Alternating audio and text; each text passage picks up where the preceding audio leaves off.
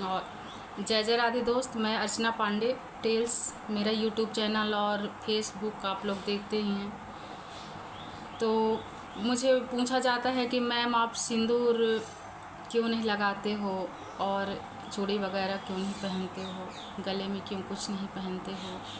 तो मैं आप लोग को ये बताना चाहूँगी कि पहनने का किसका मन नहीं करता, किसका सिंदूर लगाने का मन नहीं करता, किसका हरी चूड़ियाँ सावन जब आता है तो पति दिलाए या नहीं दिलाए हम खुद खरीद के ले आते हैं, हमें इतनी पसंद होती हैं। हरे कपड़े, हरी चूड़ियाँ, सिंदूर हमारा लाल। मैं तो सिर्फ सिंदूर ही लगाती थी, कोई मेकअप कुछ करूं या ना करूं, पर मुझे इतना प्यारा सिंदूर लगता था कि पूरी चौड़ी मांग बनना और बस मेरे सर पे सिंदूर ही दिखे। हम पंडितों में सिंदूर को बहुत महत्व दिया जाता है, बहुत प्यारा, बहुत सुंदर भी लगता है। पर कुछ ऐसे जीवन में उतार चढ़ाव और ऐसी परिस्थितियां हो जाती हैं ना दोस्त, कि जब जीवन से कोई चला जाए तो हम किसके नाम का फिर सिंदूर लगाएं। और कोरोना तो सबके जीवन में आया होगा, मेरे जीवन में आया था तो आप लोग के भी जीवन में आया ही होगा। बहुत बड़ा सब इससे बहुत बड़ी सबक सीखे और बहुत सारे मतलब माँ बाप, भाई बहन, बच्चे, पता नहीं कितने लोग गए होंगे, कितने ख़त्म हुए होंगे वो कोरोना के टाइम पे। तो जब हम कोरोना से अगर बच के ज़िंदा हो गए तो एक इंसान इंसानियत के नाते ही सही, आप किसी का मजाक नहीं उड़ा सकते हैं, किसी को कुछ कह नहीं सकते हैं।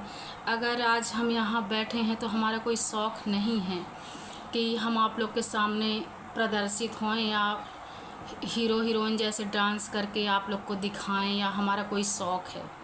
तो अगर औरतें काम करती हैं ना, है ना, तो बहुत बड़ी बात मैं बोल रही हूँ आप लोग को। जो आप लोग फ्री फोकट रात में फ़ोन चलाते हो तो ऐसे लगता है कि कोई लेडीज़ दिख गई तो बस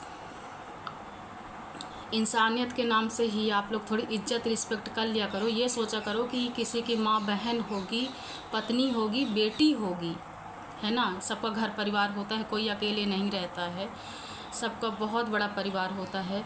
एक पति के जाने से मेरा परिवार ख़त्म नहीं हो गया, मेरे रिश्तेदार ख़त्म नहीं हो गए, मेरे बच्चे, सब कुछ भरा पूरा मेरा परिवार है।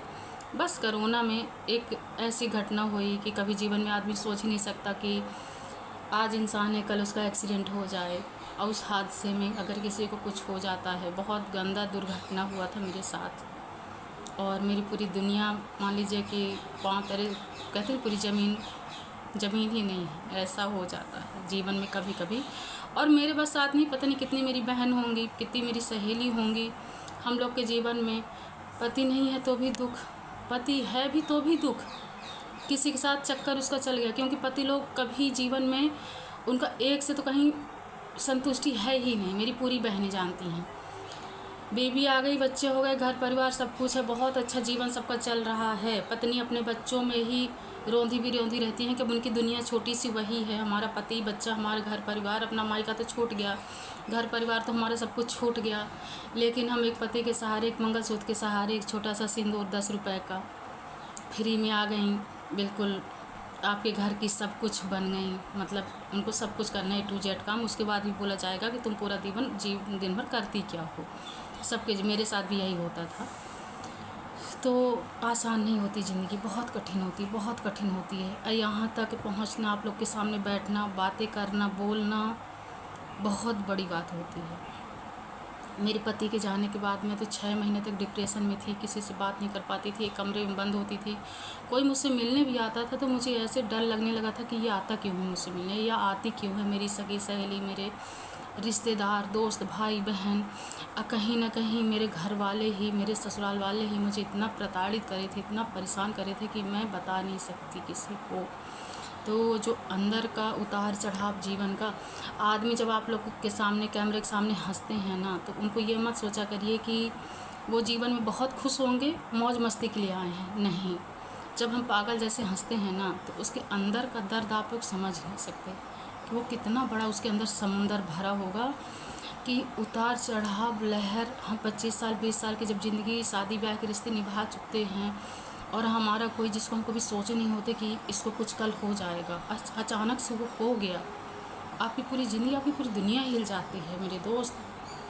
तो आप हर एक माँ की, हर एक बहन की ये नहीं कि औरत है उसकी इज्जत करिए, बस ये सोच के आप लोग कर लिया करिए कि कहीं ना कहीं हमारे घर में भी मेरी भी मम्मी है, पापा हैं, हमारा परिवार है, हमारी बहू बेटियां हैं, है ना, हमारी बेटी है। अगर मेरी बेटी के साथ ऐसे कोई बिहेव करेगा तब मैं क्या करूँगा।